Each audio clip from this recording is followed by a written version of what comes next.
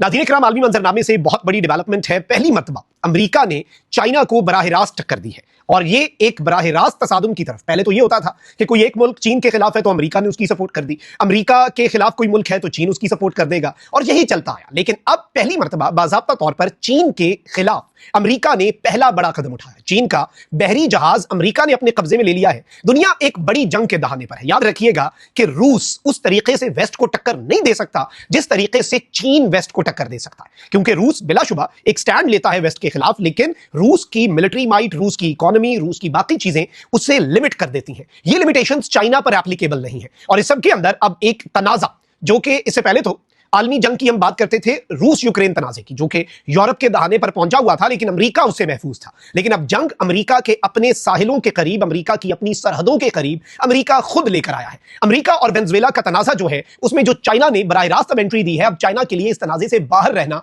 Impossible हो गया है। वो इसलिए क्योंकि बात अब चाइना की अथॉरिटी पर आ गई है। चाइना ने अगर अब स्टैंड न लिया तो उसका चाइना को नाकाबिले तलाफी नुकसान पहुंच सकता है, ये कहना है इंटरनेशनल जो रिलेशंस के एक्सपर्ट्स हैं उनका। तो इस पूरे सिनेरियो को और जो लेटेस्ट हैपनिंग्स हैं उन्हें जरा एनालाइज कर लेते हैं। लेकिन उससे पहले अगर आपने इस वीडियो को लाइक नहीं किया, लाइक जरूर कर दें। फायरवॉल भी है, इसके साथ ही साथ इंडियंस और अफगान जो हैं बड़ी तादाद में हमारे चैनल को रिपोर्ट करते हैं। उस रिपोर्टिंग का असर जाहिर करना आपके हाथ में है। ज्यादा से ज्यादा कमेंट करें, इस वीडियो को मुख्तलिफ व्हाट्सएप ग्रुप्स में शेयर करें। खबरों पर आते हैं नाज़रीन इकराम। नाज़रीन इकराम, वेनेजुएला जो है उसके हवाले से अमेरिका ने जो एक मौकिफ रखा हुआ है और अमेरिका की मिलिट्री की जो डिप्लॉयमेंट है उसके इर्द गिर्द वेनेजुएला की मुख्तलिफ वेसल्स पर अमेरिका की एयर स्ट्राइक्स जो हैं वो हम देख चुके हैं। फिर ट्रंप ने एक दिन अचानक से कहा कि वेनेजुएला की एयर स्पेस को बंद समझा जाए। सारी दुनिया हाई अलर्ट पे चली गई और तमाम तर जो सिविलियन एयरक्राफ्ट हैं, जो कमर्शियल एयरक्राफ्ट हैं, उन्होंने अवॉइड करना शुरू कर दिया वेनेजुएला की एयर स्पेस को। और अमेरिका ने एक तलवार लटका दी वेनेजुएला के ऊपर कि किसी भी लम्हे अमेरिका वेनेजुएला में घुसकर कार्रवाई कर सकता है। और अमेरिका वेनेजुएला में रिजीम चेंज चाहता है, गवर्नमेंट जो है वो मादुरो की अमेरिका खत्म करना चाहता है। और इसीलिए ट्रंप ने कहा तो ये हुआ है कि ये नारकोटिक्स के और स्मगलिंग के खिलाफ एक ऑपरेशन है।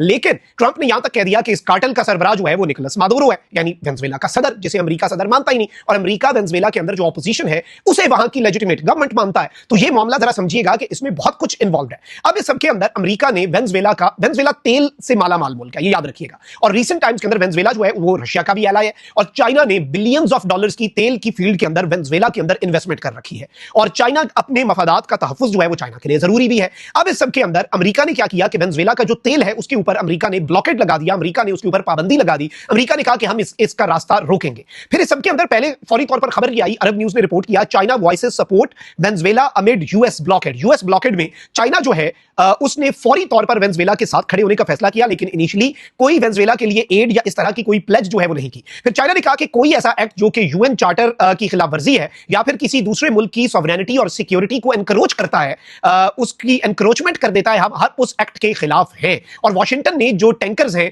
ऑयल रिच वेनेजुएला में एंटर और लीव दोनों करने पर पाबंदी लगाई है। और इस सब के अंदर सबसे अहम तरीन चीज यह है कि डोनाल्ड ट्रंप जो है वो तो वेनेजुएला को तुन के रखने के लिए तैयार है। अब हुआ ये कि वेनेजुएला जो है वो अब बहुत सी चीजें जो है उसने अपना गुजारा तो चलाना है। जैसे रशिया जो है उसके तेल पर भी पाबंदी है, तो रशिया शैडो फ्लीट्स का भी इस्तेमाल करता है, रशिया इस तरह के काम भी करता है। तो अब वेनेजुएला जो है उसके हवाले से ये खबर सामने आई कि उसने चाइनीज ऑयल टैंकर्स जो है उनका इस्तेमाल शुरू किया और उन ऑयल एक्सपोर्ट्स के लिए, अपना तेल दूसरे मुल्कों में भेजने के लिए चाइनीज ऑयल टैंकर्स का वेनेजुएला इस्तेमाल कर रहा था। और इन ऑयल टैंकर्स को वेनेजुएला की जो नेवी है वो एस्कॉर्ट कर रही थी, इनकी सिक्योरिटी के लिए साथ थी। चाइना का वीएलसीसी टैंकर जो है, जो कि 1.8 मिलियन बैरल्स है, वेनेजुएला के हाईएस्ट ग्रेड मैरी 16 क्रूड जो तेल है वो जोस टर्मिनल जो है वेनेजुएला का, वहां से उसने डिपार्ट किया टुवर्ड्स चाइना। और इस सब के अंदर ये बताया गया कि शैडो वेसल जो है, ये शैडो वेसल्स होती हैं, शैडो फ्लीट भी होती है, रशिया की भी इस तरह की कुछ शैडो वेसल्स हैं समुद्र में, जो कि बेसिकली ये ऑफिशियली नहीं अनाउंस करते कि ये किस मुल्क की है, लेकिन वो जारी होती है समुद्रों के अंदर और मुख्तलिफ किस्म के कामों के लिए यूज होती है, स्पेशली सैंक्शंस को अवॉइड करने के लिए।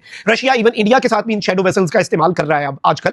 तो अब ये जो शैडो वेसल है इसे वेनेजुएला की नेवी ने एस्कॉर्ट किया। लेकिन अब जो खबर आई है नाज़रीन इकराम वो क्या है? सबसे पहले तो ये एक और खबर है, Venezuela sends 2 super tankers to China despite US blockade threat. Venezuela ने बाज़ाब्ता तौर पर ऑथराइज किया, फिर ऑफिशियली, पहले तो ये शैडो फ्लीट गई, फिर वेनेजुएला ने ऑफिशियली ऑथराइज किया कि 2 बहुत बड़े जो वेरी लार्ज क्रूड कैरियर्स हैं वो चाइना के लिए भेजे जाएंगे। और इसमें ये बताया गया कि भाई ये जो चीजें हैं ये बड़ी खतरनाक है। और इसमें इनिशियली ये बताया गया कि भाई यूएस ने वेनेजुएला के कोस्ट के ऊपर कुछ वेसल्स को फिर पकड़ लिया। अमेरिका ने चूंकि ब्लॉकेड अनाउंस किया था, वेनेजुएला उस ब्लॉकेड को, वैसे तो अमेरिका कौन होता है ये सवाल तो बड़ा अहम है कि इंटरनेशनल वाटर्स के अंदर ब्लॉकेड लगाए, पाबंदी लगाए, ब्लॉकेज कर दे किसी एक मुल्क के लिए और किसी एक मुल्क की इकोनॉमी को हर्ट करने के लिए। लेकिन चले, अब नाज़रीन इकराम एक वेसल जो है वो सीज की गई, लेकिन अब ये शैडो वेसल थी। तो अब बताया ये जा रहा है कि ये पनामा फ्लैग्ड है, यानी इस पे झंडा जो है वो तो पनामा का था, लेकिन इसको इसको ओन जो है वो चाइना करता है, यानी this is a Chinese owned super oil tanker.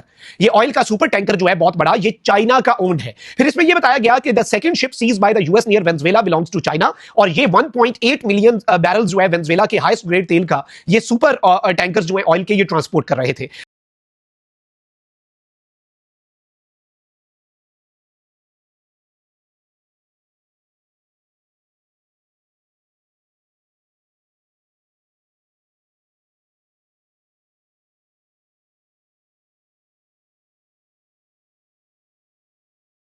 अब बीबीसी भी तजिया कर रहा है कि as Trump targets Venezuela, its allies Russia and China show little signs of support. यानी अब चाइना और रशिया के ऊपर एक सवाल पैदा हो रहा है और इनके ऊपर ये क्वेश्चन रेज किया जा रहा है कि भाई अमेरिका तो वेनेजुएला पे प्रेशर बिल्ड कर रहा है, वेनेजुएला को तंग कर रहा है, तो चाइना के और रशिया देखे खुद सैंक्शंस का शिकार है, लेकिन चाइना इस पोजीशन में है। लेकिन चाइना जो है वो ताइवान की तरफ बढ़ता है तो अमेरिका उसकी सपोर्ट में आ जाता है, क्वाड एक्टिव हो जाता है। जापान ऑस्ट्रेलिया कहते हैं कि भाई हम हमला कर देंगे चाइना के ऊपर अगर चाइना ने ताइवान की तरफ देखा। तो अब दुनिया जो है वो चीन की तरफ देख रही थी कि भाई वेनेजुएला जो है अगर उसके ऊपर अमेरिका हमला करता है तो आप क्या सिर्फ मजम्मत और बयानात से आगे बढ़ेंगे, क्योंकि ये अब आपके पास मौका है अपनी सिर्फ ऑयल के हवाले से अपनी सप्लाई चेन को बचाने का नहीं, अपनी इन्वेस्टमेंट को बचाने का नहीं, बल्कि अपनी अथॉरिटी जो है उसे एस्टैब्लिश करने का। इसके साथ ही साथ अब तो बात चाइना तक डायरेक्ट आ गई। ये तो पहले की बात थी, सवाल हो रहा था कि भाई चाइना इसमें क्यों नहीं इन्वॉल्व हो रहा, चाइना वेनेजुएला की मदद के लिए क्यों नहीं आ रहा, उस तरीके से खुलकर चीन क्यों नहीं खेल रहा। लेकिन अब चीन की भी मजबूरी बन गई है, क्योंकि चीन की वेसल अगर अमेरिका ने direct Chinese owned super oil tanker जो है, ऑयल का super tanker, very large container जिसमें मिलियंस ऑफ बैरल्स आते हैं, अगर चाइना का वो अमेरिका ने सीज कर लिया है तो दिस इज डायरेक्ट कन्फ्रंटेशन।